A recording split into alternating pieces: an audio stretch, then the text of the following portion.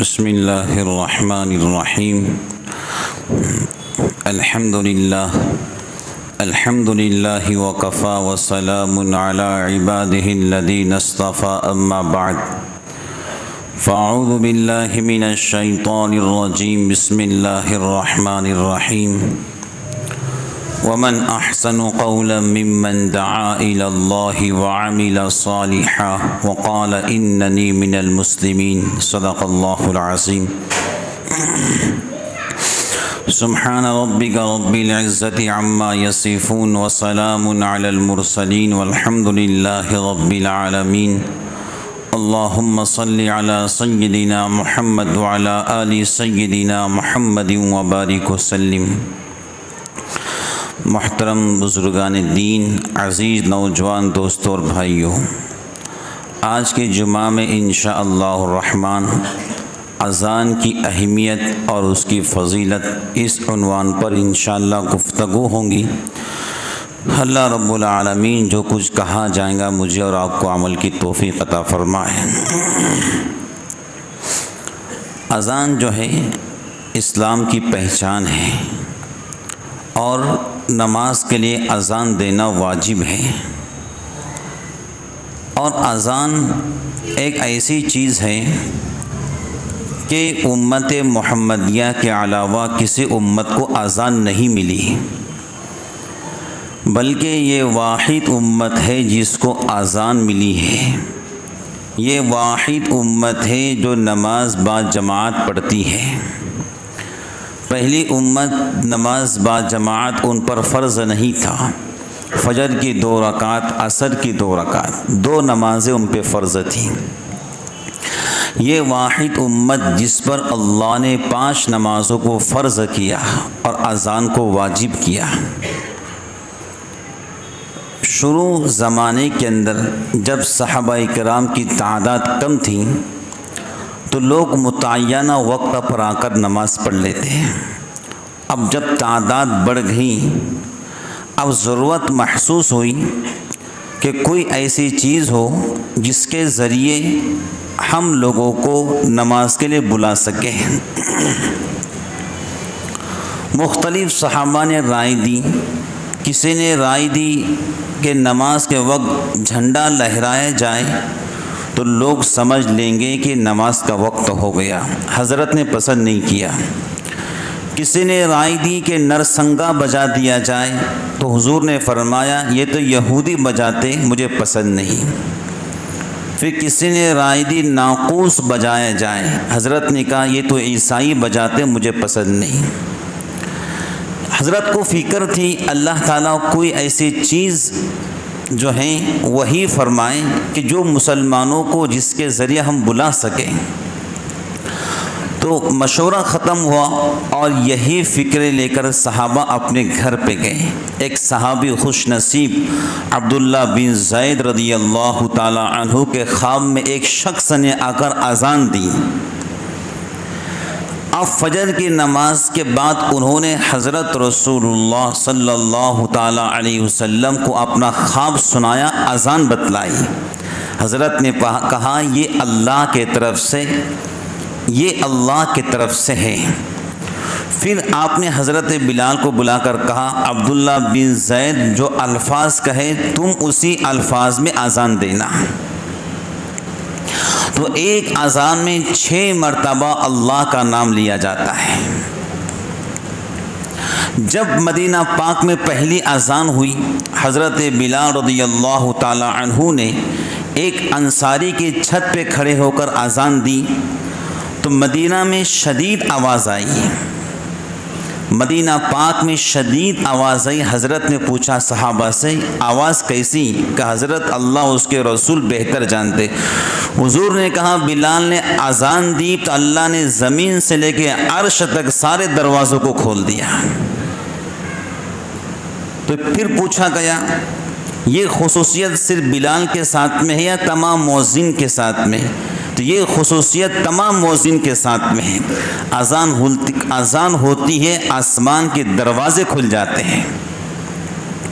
مؤذن اللہ کا داعی جو اللہ کی طرف اللہ کے بندوں کو بلاتا ہے، پھر یہی خواب حضرت عمر بن خطاب رضی اللہ تعالی عنہ نے دیکھا اذان کا، تو انہوں نے اپنا خواب 20 دن کے بعد بیان کیا۔ حضور نے کہا تم نے پہلے کیوں نہیں بیان کیا؟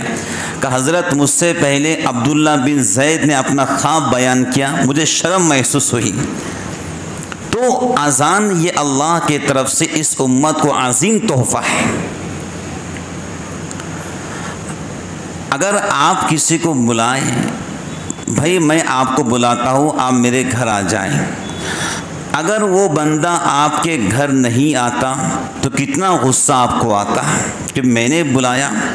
باپ بیٹے کو بلائے بیٹا نہیں آتا، استاد شاگرد کو بلائے شاگرد نہیں آتا، غصہ کتنا آتا۔ اسی طریقے سے اللہ رب العالمین اذان کے ذریعے اپنے بندوں کو بلاتے ہیں، پھر بندہ نہیں آتا، اللہ کو غصہ آتا ہے۔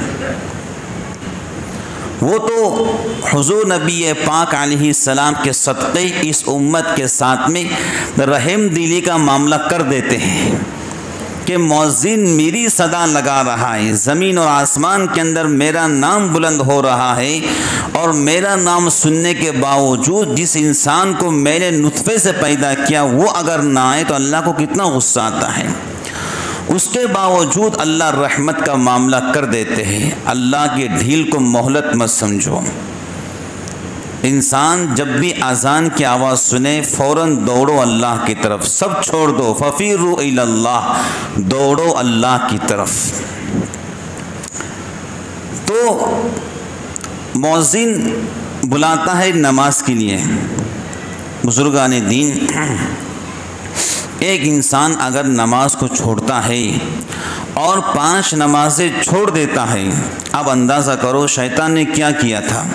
کوئی چوری کی تھی، کوئی زنا کیا تھا، کچھ تو نہیں کیا تھا، اس نے ایک سجدے کا انکار کیا تھا۔ ابا واستکبر وکان من الکافرین، میرے اللہ نے قرآن میں کہا اس نے تکبر کیا، ہم نے اس کو کافر بنا دیا۔ ایک سجدے کا انکار کیا، شیطان قیامت تک کے لیے کافر بن گیا۔ لعنتی الی یوم الدین، جا تجھ پر قیامت تک میری لعنت برستے رہیں گی۔ ایک سجدے کا انکار کیا، کافر بن گیا۔ اگر کوئی بندہ دین میں 5 نمازیں نہیں پڑھتا تو 40 سجدوں کا انکار کرتا ہے۔ اندازہ کرو اس سے بڑا بے وفا کون ہو سکتا ہے جس رب نے ماں کے پیٹ میں زندہ رکھ کر، ماں کے گود میں اناج کا دودھ پلا کر زندگی عطا فرمائی، جوانی دی، صحیح سمجھ دی، صحیح آنکھ دی، کان دیے، صحیح وجود دیا، اچھی روزی دی، دکان دی، مکان دی، اولاد دی، اس کے باوجود اللہ سے دور رہ کر اور اللہ کا نام کان میں آنے کے باوجود نماز نہیں پڑھتا ہے، تو بزرگان دین دنیا کے اندر اس سے بڑا محروم القسمت کوئی نہیں ہو سکتا ہے۔ حضرت عبداللہ بن عباس کے بارے میں لکھا ہے جب اذان ہوتی تو روتے تھے، لرزتے اور کانپتے۔ لوگ پوچھتے حضرت کیوں روتے؟ تو کہتے کہ اللہ کی جلال، اس کی ہیبت سے مجھے رونا آتا ہے۔ امام زین العابدین کے بارے میں لکھا ہے جب اذان ہوتی لرزتے اور کانپتے۔ لوگ پوچھتے کیوں لرزتے اور کانپتے؟ تو زین العابدین کہتے تمہیں پتہ ہے آپ مجھے کتنے بڑے بادشاہ کے سامنے کھڑے ہونا ہے۔ مؤذن یہ اللہ کا داعی ہے، مؤذن یا اللہ کا داعی ہے۔ میں نے جو قرآن کی آیت تلاوت کی وَمَنْ أَحْسَنُ قَوْلًا مِّمَّنْ دَعَا إِلَى اللَّهِ وَعَمِلَ صَالِحًا، مفسرین بالاتفاق اس بات پر اجماع ہے اس آیت سے مراد مؤذن ہے کہ اس سے بہتر کس کی بات ہو سکتی ہے جو اللہ کے بندوں کو اللہ کی طرف بلائے۔ اس سے مراد مؤذن ہے۔ حضور نے فرمایا جب مؤذن قبر میں جائیں گا تو قبر کی مٹی مؤذن کو کھا نہیں سکتی ہے۔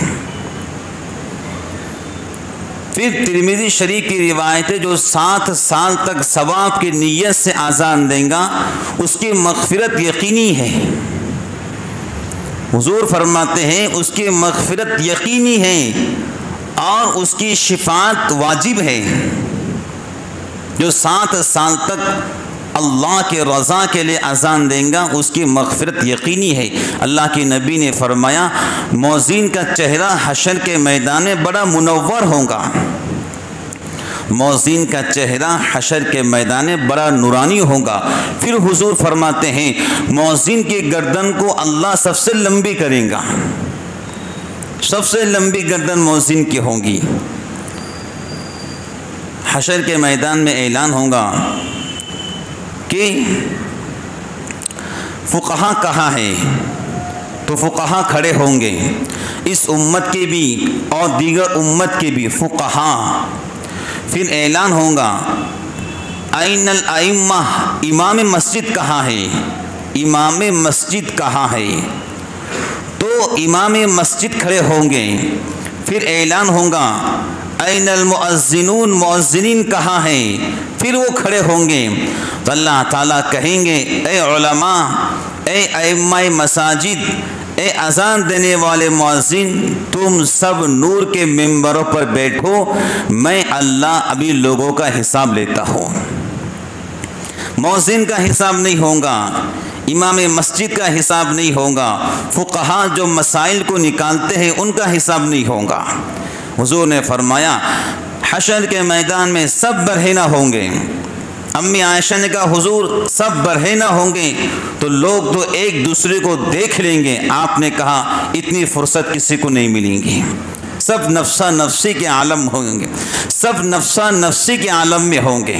اللہ کے نبی فرماتے ہیں حشر کے میدان میں سب سے پہلے اللہ لباس ابراہیم علیہ السلام کو پہنائیں گے، سب سے پہلے لباس۔ پھر حضور فرماتے اس کے بعد اللہ مجھے لباس پہنائیں گے۔ پھر فرماتے اس کے بعد اللہ انبیاء علیہم السلام کو لباس پہنائیں گے۔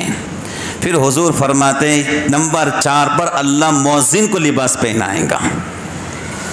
جن کو لوگ دنیا میں بے قدری کی نگاہ سے دیکھتے ہیں، اونچ اور بش نگاہوں سے دیکھتے، اتنا بڑا مقام کے 4تھے نمبر پر لباس اللہ مؤذن کو پہنائیں گے۔ اذان دینے کی احادیث میں بڑی فضیلت ہے۔ حضرت عمر بن خطاب کہا کرتے تھے کہ مجھے اگر ابو بکر صدیق رضی اللہ تعالی عنہ زور دے کر خلیفہ نہ بناتے تو میں مسجد نبوی کا مؤذن رہنا پسند کرتا۔ لوگوں نے کہا حضرت ابو بکر صدیق رضی اللہ تعالی عنہ سے کہ آپ کے بعد کسی کو مسلمانوں کا خلیفہ بنائیے، تو حضرت ابو بکر صدیق رضی اللہ تعالی عنہ نے حضرت عمر فاروق کو بنا دیا۔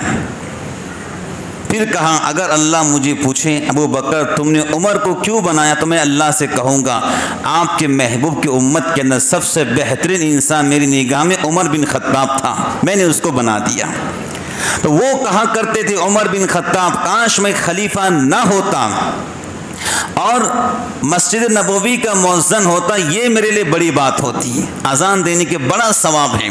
حضرت علی رضی اللہ تعالی عنہ افسوس کرتے اور کہتے کاش میں حضور پاک علیہ السلام سے کہتا کہ میرے بیٹے حسن حسین جو آپ کے نواسے ہیں ان کو مسجد کا مؤذن بنا دو۔ اللہ اکبر، کتنی بڑی فضیلت۔ امام حسن والحسین حضور نے کہا میرے بچے جنت کے سردار ہیں، ابھی ماں کی گود میں ہے، حضور فرماتے جنتی ہے، ابھی ماں کی گود میں دودھ پی رہے ہیں، حضور کہہ رہے جنتی ہے۔ پھر کہتے میرے حسن حسین جنت کے پھول ہیں۔ تو ان کے باپ علی مرتضیٰ کہتے کاش میں حضور پاک علیہ السلام سے کہتا کہ میرے بچوں کو مسجد نبوی کا مؤذن بنا دے۔ کتنی بڑی فضیلت۔ جنگ قادسیہ کے اندر مؤذن زخمی ہوا تو سردار آپس میں لڑ رہے تھے کہ آزان میں دوں گا، مسلمان سردار آپس میں لڑ رہے آزان میں دوں گا، بالآخر قرآن اندازی ہوئی، جس کا نام نکلا اس نے آزان دیا۔ آزان بہت بڑی فضیلت، آزان سیکھنے کی ضرورت ہے، آزان سیکھ کر دو، اللہ کا نام بلند کر رہے ہو، زمین و آسمان آپ کے نام پر گواہ بنے گا۔ حدیث میں آتا ہے جہاں تک مؤذن کی آواز جاتی ہے حشر کے میدان میں انسان اور جنات، درخت اور پانی اور مٹی جو سنیں گا سب اللہ کے سامنے گواہی دیں گے کہ اس بندے نے آپ کی تعریف زمین پر کی تھی۔ درخت گواہی دیں گے، پانی گواہی دیں گا، تری اور خشکی گواہی دیں گے، جنات گواہی دیں گے کہ آپ کے اس بندے نے اذان دیا تھا۔ اتنی بڑی چیز ہے فضیلت کی اذان۔ اب بتاؤ کہ اذان یہ ہے اور رہیں گی، اور جب تک قیامت نہیں آئیں گی اذان ہوتے رہیں گے انشاءاللہ۔ اذان کو کوئی بند نہیں کر سکتا ہے، دنیا میں کوئی پیدا نہیں ہوا جو اذان کو بند کر دے۔ اللہ کی طاقت کو لوگوں نے اب تک دیکھا ہی کہا، جی اللہ کی طاقت کو لوگوں نے دیکھا ہی کہا اب تک۔ جو اللہ کے نام کو بند کرنے کی کوشش کرے گا اوپر والا اسے نمٹ لے گا، اس بات کو یاد رکھو۔ اذان میں صرف اللہ کی تعریف ہے، اذان میں حضرت نبی پاک علیہ السلام کا نام ہے، اذان کے اندر مسلمانوں کو کامیابی کی ضمانت دی گئی ہے۔ تو بزرگان دین ہم اذان سیکھیں اور اچھی آواز میں اذان دیں، تجوید کے ساتھ میں اذان دیں، کہاں سے کون سا لفظ نکلتا اس کو سیکھنے کی کوشش کریں۔ ایک اذان میں انسان 5 اذان میں 30 مرتبہ اللہ کا نام بلند ہوتا ہے۔ تکبیر کو لے لو تو 5 نمازوں میں 60 مرتبہ اللہ کا نام بلند ہوتا ہے۔ آپ رکوع کو لے لو، قیام کو لے لو، فرض نمازوں کو لے لو، واجب کو لے لو، نفل کو لے لو، اور ہر نماز کے بعد 34 بار اللہ اکبر کہنے کو لے لو، تو ایسے ہی کل 5 نمازوں میں انسان 466 مرتبہ اللہ کا نام لیتا ہے۔ یہ انسان ہے، یہ جلدی متاثر ہوتا ہے۔ اللہ اکبر اللہ اکبر کیوں اللہ نے بار بار کہنے کو کہا؟ وجہ اس کی یہ ہے کہ انسان جلدی متاثر ہوتا ہے۔ سورج سے متاثر ہوا خدا مان لیا، چاند سے متاثر ہوا چاند کو خدا مان لیا، پانی سے متاثر ہوا پانی کو خدا مان لیا، پتھر سے متاثر ہوا پتھر کو خدا مان لیا۔ اللہ کہتے بار بار میرا نام لو تاکہ تم کسی چیز سے متاثر نہ ہو، صرف تمہاری ذات اللہ کے ذات سے متاثر ہو۔ اللہ کا نام سب سے بڑا ہے، اللہ کا نام بلند ہے، رہیں گا، تھا اور ہمیشہ اللہ کا نام باقی رہیں گا۔ پوری کائنات فنا ہو جائیں گے، صرف اللہ کا نام باقی رہیں گا، اس بات کو یاد رکھو۔ اور ہم اور آپ اذان کا ادب کرنے والے بنو۔ حضرت مولانا احمد علی لاہوری رحمۃ اللہ علیہ لکھتے ہیں کہ میری زندگی کا تجربہ ہے کہ جس نے بھی اذان کا ادب کیا ہے وہ مرنے لگا ہے، اللہ نے کلمہ پڑھنے کی توفیق دے دی ہے۔ اذان جب ہو رہی ہے تو بات چیت کرنا بند کر دو، پہلے اذان کا جواب دو۔ مؤذن اپنا نام نہیں اللہ کا نام پکار رہا ہے، مؤذن اپنا نام نہیں اللہ کا نام پکار رہا ہے۔ تو اب تم بات چیت کر رہے ہو، بات چیت روک دو، پہلے اذان کا جواب دو۔ زبیدہ خاتون کا انتقال ہوا جو ہارون رشید کی بیوی تھی، جس نے جو ہے نہر زبیدہ بنوا کر اللہ کے مخلوق پر بہت بڑا کام کیا۔ لاکھوں ہزاروں بندوں نے اس سے پانی پیا، کئی ہزاروں پرندوں نے جنگل میں پانی پیا۔ جب زبیدہ کا انتقال ہوا تو اس کے بہت بڑے بڑے اور اچھے اچھے کام تھے جو اللہ کے سامنے پیش کی گئے۔ تو اللہ نے کہا جو کچھ تم نے نہر زبیدہ کھدوائی یہ تو خزانے کا مال تھا، یہ تو بیت المال کے پیسے تھے، تم نے کیا ہمارے واسطے لایا؟ تو زبیدہ کہتی میں پریشان ہوئی، اب میرا کیا بنے گا؟ تو اس کی ایک عادت تھی، جب بھی اذان ہوتی اگر سر پہ دوپٹہ نیچے ہوتا وہ فوراً اپنے بالوں کو چھپا لیتی اور کہتی اللہ کا نام لیا جا رہا ہے، اب اللہ کا نام بلند ہو رہا ہے، اب مجھے اچھا نہیں لگتا کہ اللہ کا نام بلند ہو اور میرے سر کے بال کھلے ہو۔ سر پہ دوپٹہ لیتی۔ عجیب اللہ کی شان، ایک دن اذان ہو رہی تھی اور زبیدہ خاتون کو بڑی بھوک لگی تھی۔ اب وہ کھانا کھا رہی تھی، لقمہ ہاتھ میں تھا، لقمہ منہ میں ڈالنا تھا، اذان کی آواز آئی، لقمے کو پلیٹ میں ڈال دیا، پہلے اللہ کا نام لیا اور جو دوپٹہ سر سے نیچے گر گیا تھا اس کو سیدھا کیا۔ اللہ نے کہا زبیدہ تم نے ہمارے نام کے ادب میں لقمہ نیچے رکھ دیا اور سر کا دوپٹہ سیدھا کر دیا، بس ہمارے نام کے ادب سے ہم نے تم کو معاف کر دیا۔ تو بزرگان دین اللہ کے نام کا ادب کیجئے، میں اور آپ اور پوری کائنات اللہ کا نام کا ادب کریں۔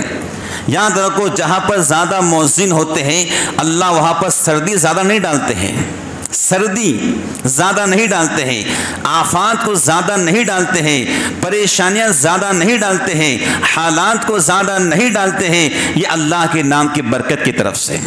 آپ جانتے ہو اذان کیسی ہوئی؟ کربلا کے میدان کے اندر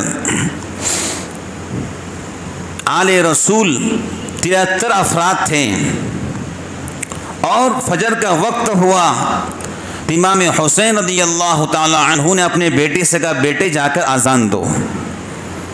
سامنے ہزار دشمن ہیں لیکن امام حسین رضی اللہ تعالی عنہ نے اذان کو روکا نہیں، بیٹے جا کر اذان دو، اور اپنے بڑے بیٹے سے کہا اذان دو۔ اذان دی، فجر کی نماز ہوئی جماعت کے ساتھ میں۔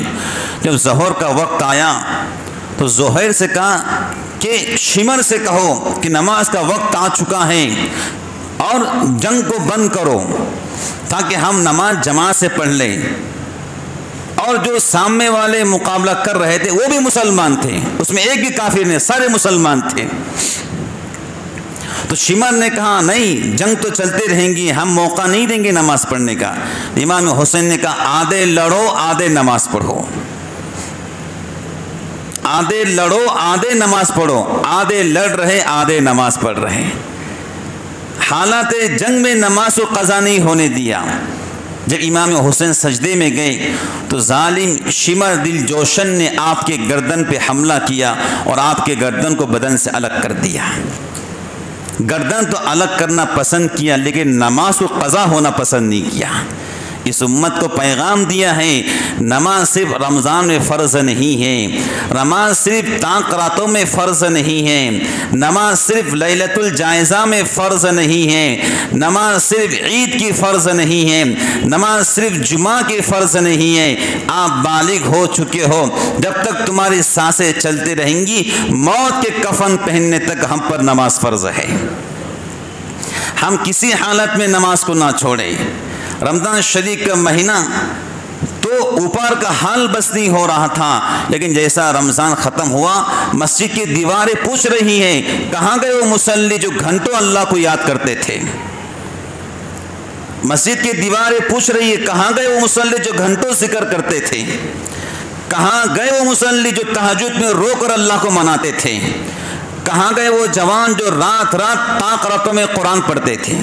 آج مسجد آپ سے پوچھ رہی ہے لا ان جوانوں کو جو رات میں قرآن کی تلاوت کرتے تھے، لا ان لوگوں کو جو ذکر کرتے تھے، لا ان لوگوں کو جو دعائیں کرتے تھے، جو پوری پوری رات عبادت کرنا اپنے لیے فخر سمجھتے تھے۔ کہاں ہیں وہ لوگ؟ کدھر چلے گئے؟ کہاں غائب ہو گئے؟ عید کی نماز ہوئی تو نماز ختم نہیں ہوئی، جب تک ہم کفن نہیں پہنتے نماز ختم نہیں ہوں گی، اس بات کو یاد رکھو۔ نماز پڑھو، ہر حال میں مسلمان پہ نماز فرض ہے۔ تو امام حسین نے ایک پیغام دیا ہے کہ جان تو جا سکتی ہے لیکن نماز قضا نہیں ہو سکتی ہے، جان تو جا سکتی ہے لیکن اذان روکے نہیں جا سکتی ہے۔ تو نوجوان بھائیوں اور بزرگان دین، نماز ہم پہ فرض ہے۔ ہم نے خوشی کی حالت ہو یا غمی کی حالت ہو اس بات کا لباس پہن لو کہ پہلے اللہ کا حکم پورا ہوگا۔ ہم اللہ کا حکم پورا نہیں کر رہے تب بھی اللہ کھلا رہا ہے، تب بھی اللہ صحت کو اچھا رکھ رہا ہے۔ جب ہم اللہ کا حکم پورا کریں گے تو انشاءاللہ اللہ کیوں نہیں کھلائیں گا؟ یہ انسان کے اوپر ہے۔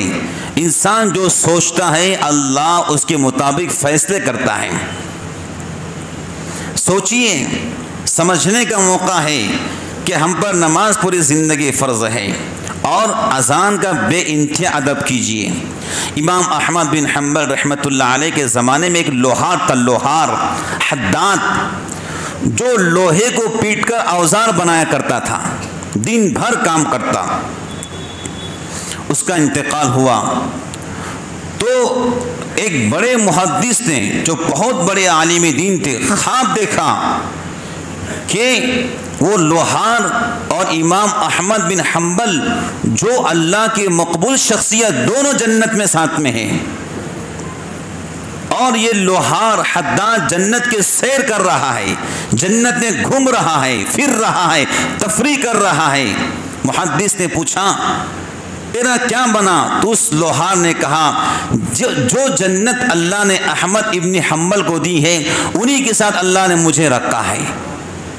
تو محدث نے دیگر علماء کو خواب بیان کیا کہ کہا امام احمد بن حنبل جس نے دین کے واسطے قربانیاں دیں، پوری زندگی حدیث و قرآن میں گزاری، اور ایک لوہا پیٹنے والا جنت میں ساتھ میں ہے، چلو بیوی سے معلوم کرتے ہیں۔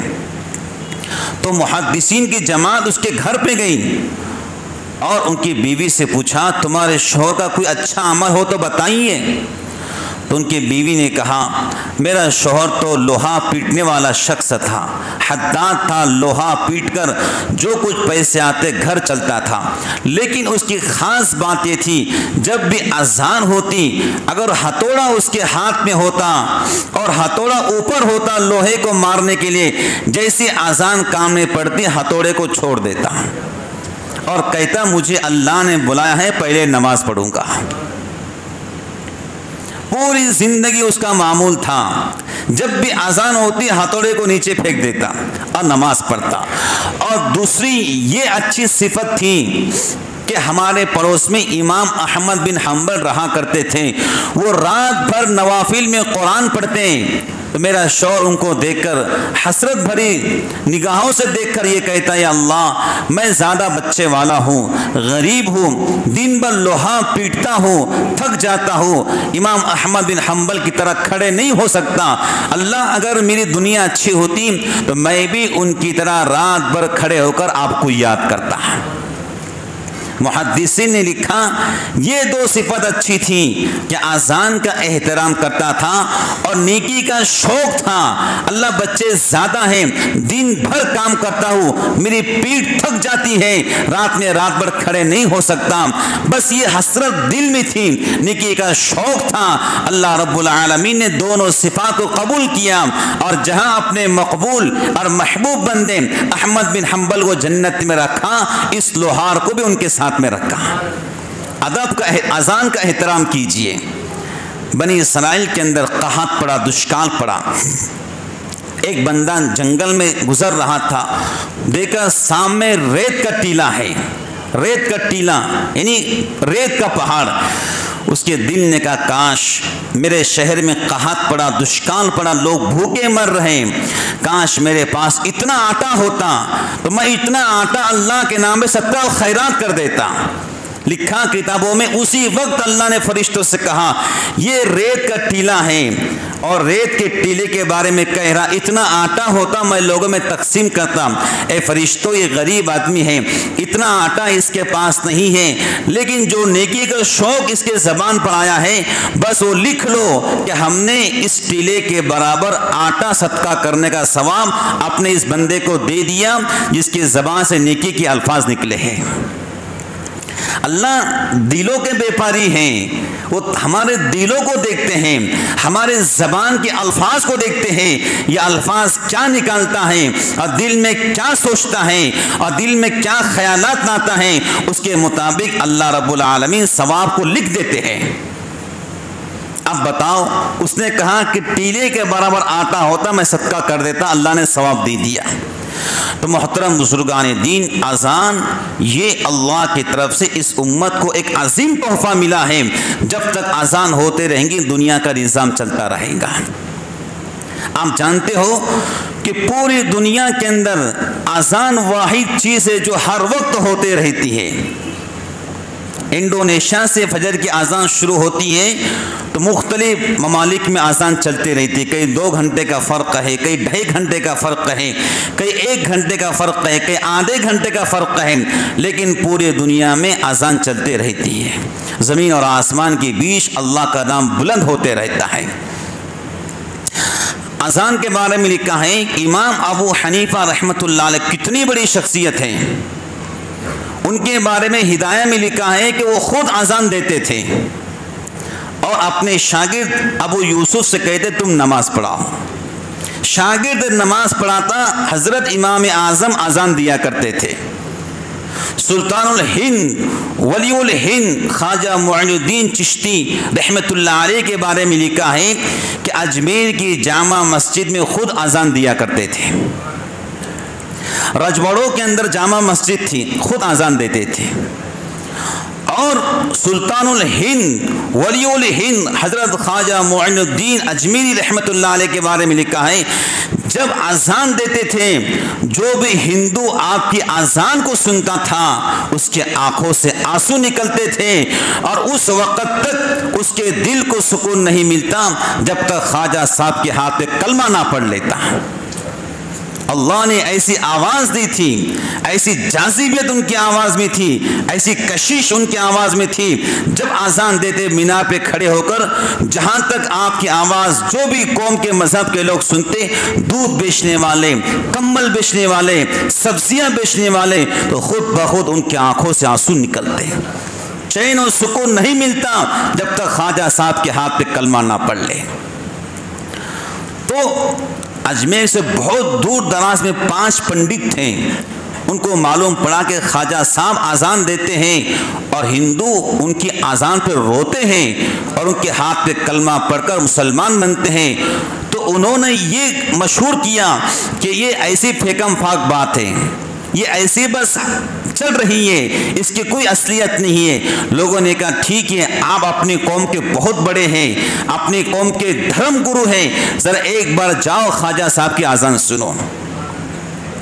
سلطان الاولیاء حضرت خواجہ معین الدین اجمیری رحمۃ اللہ علیہ کی عادت تھی جب بھی اپنے کمرے سے نکلتے پہلے وضو کرتے ہیں، با وضو کمرے سے نکلتے اور مسجد کے مینار پہ جاتے اذان دیتے ہیں. یہ آپ کی صفات تھی. اور فقہ کا مسئلہ ہے اذان دو تو پہلے وضو کرو، بغیر وضو کے اذان مکروہ ہے اور اس سے آپ کی تاثیر لوگوں کے دلوں کو ٹٹولیں گی نہیں. اذان دے کر وضو کر کے اذان دوں گے تو اللہ تعالیٰ لوگوں کے دلوں کو جو ہے نرم کریں گا اور ان کے قلوب دوڑیں گے اللہ کی طرف. تو خواجہ صاحب کے پاس 5 پنڈت آئے، دھرم گرو. چلو ہم بھی جا کے آزماتے حقیقت کیا ہے. تو خواجہ صاحب اپنے حجرے میں وضو کیے، اذان کا وقت ہوا. جب باہر نکل رہے تھے دروازہ کھولا، باہر نکلا. ان 5 پنڈتوں نے خواجہ صاحب کے چہرے کو دیکھ کر کہا لا الہ الا اللہ محمد الرسول اللہ. پہلا کلمہ پڑھ لیا. تو خواجہ صاحب نے کہا بھائی پڑھنے میں بہت جلدی کر دی، اذان کا بھی انتظار نہیں کیا. اللہ اکبر. کیا ہمارے بزرگان دین کے چہروں کو اللہ نے منور کیا تھا. لوگ ان کے چہروں کو دیکھ کر ہی کہتے تھے کہ آسمان کے نیچے یہ بندہ جس مذہب پر ہے وہ مذہب جھوٹا نہیں ہو سکتا ہے. ایسے چہرے تھے ان کے. رات کی عبادت کو اللہ ان کے چہروں پر سجا دیا کرتا تھا. سیماہم فی وجوہہم من اثر السجود، سجدوں کے نشانات ان کے چہروں پر موجود ہوتے تھے. تو خواجہ صاحب نے کہا بھائی اذان کا بھی انتظار نہیں کیا، کلمہ پڑھ لیا. حدیث میں آتا ہے کہ مرغ صبح کے وقت اذان دیتا ہے.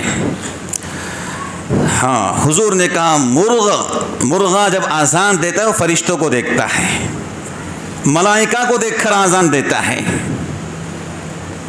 کہتے ہیں کہ چوتھے آسمان پر ایک مرغا ہے، وہ اذان دیتا ہے تو دنیا کے تمام مرغا اذان دیتے ہیں. تہجد کے وقت میں فرشتے آسمان سے آتے ہیں تو مرغا ان کو دیکھ کر اذان دیتا ہے.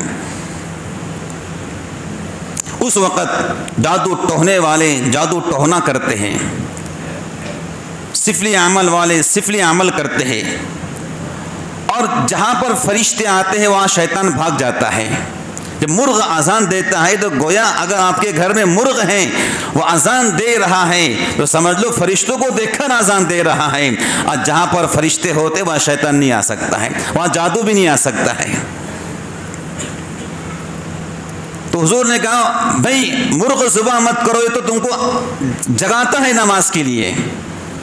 یہ جائز ناجائز کی بات نہیں ہے، مرغ کھا سکتے ہیں، لیکن آپ نے کہا یہ تم کو جگاتا ہے نماز کے لیے. پیغمبر نے کہا مرغ مؤذن ہے.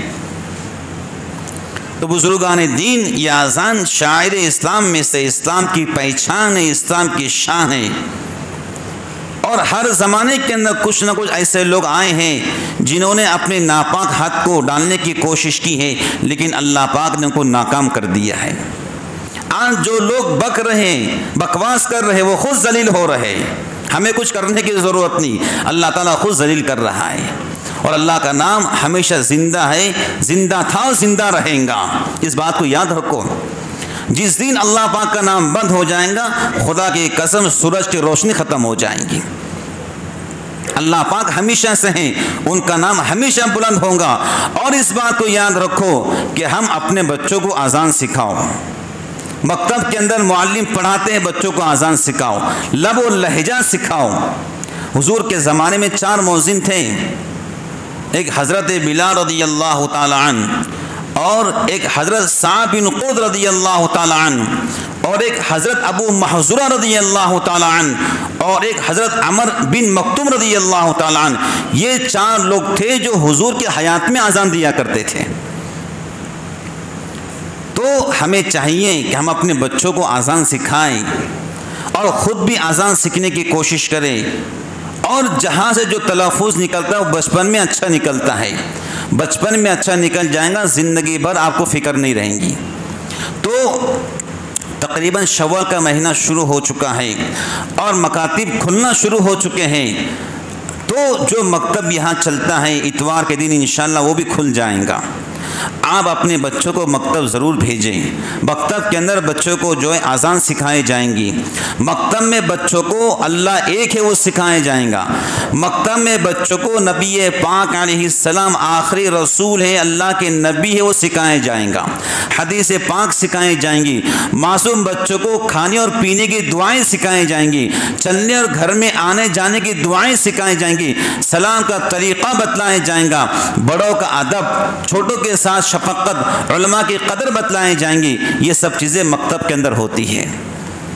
ہم ابھی مئی کا مہینہ چڑھا، جون کے مہینے کے اندر ہر بندہ اسکول کے واسطے اپنے بچے کی کچھ نہ کچھ پلاننگ کرتا ہے، یا پیسے الگ رکھتا ہے، یا کچھ نہ کچھ پلاننگ ہوتی ہے، یہاں پڑھانا ہے، وہاں پڑھانا ہے، ڈریس بنانا ہے، بیگ لینا، جو بھی پلاننگ ہو، تو ایسی پلاننگ قرآن و حدیث تمہارا بچہ پڑھنے آئے گا تو ابھی سے پلاننگ کرو کہ میں نے بچے کو کیسے پڑھانا ہے، میں نے بچے کو نیا سفید لباس کیسے پہنانا ہے، میں نے بچے کو سفید ٹوپی کیسے پہنانا ہے۔ حضور نے فرمایا مجھے سفید لباس بڑا پسند ہے، سفید لباس، اہل جنت کو بھی سفید لباس اللہ پہنائیں گے، سفید لباس آپ نے بڑا پسند کیا ہے۔ تو بچہ بچپن سے سفید لباس پہنے گا، اس کو محبت ہو جائیں گی، وہ انشاءاللہ زندگی بھر وہ لباس پہنے گا جو حضور نے پسند کیا ہے۔ اس بات کو یاد رکھو تمام محلے کے لوگ کہ اتوار کے دن صبح سویرے 7 بجے مکتب میں اپنے بچوں کو روانہ کرو، اور پوری پابندی کے ساتھ میں، کھانا پوری کے طریقے پہ نہیں، پوری پابندی کے ساتھ میں۔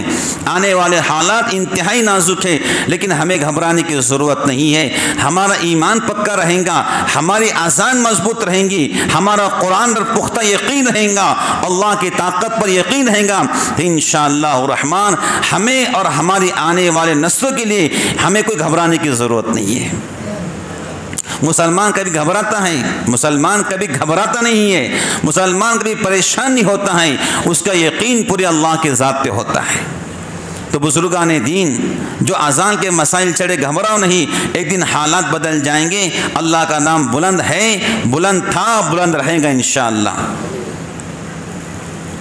تو یہ اذان کی فضیلت جو کچھ موٹے موٹے انداز آپ کو بتلا دیا ہو، اب آپ کے ذات پر اور آپ پر ہیں کہ آپ نے کتنی اذان سیکھنا ہے۔ ہر بندہ اذان سیکھیں گے انشاءاللہ، ہر بندہ اللہ کا نام لے، اذان میں 6 مرتبہ اللہ کا نام ہے، ہر بندہ اپنے رب کا نام لے، حضرت نبی پاک علیہ السلام کا نام لے، یہی ہمارے زندگی کی شروعات ہے، اور یہی ہماری زندگی انشاءاللہ اسی نام پہ ختم ہوگی۔ جو کچھ کہا گیا اللہ مجھے آپ کو عمل کی توفیق عطا فرمائے۔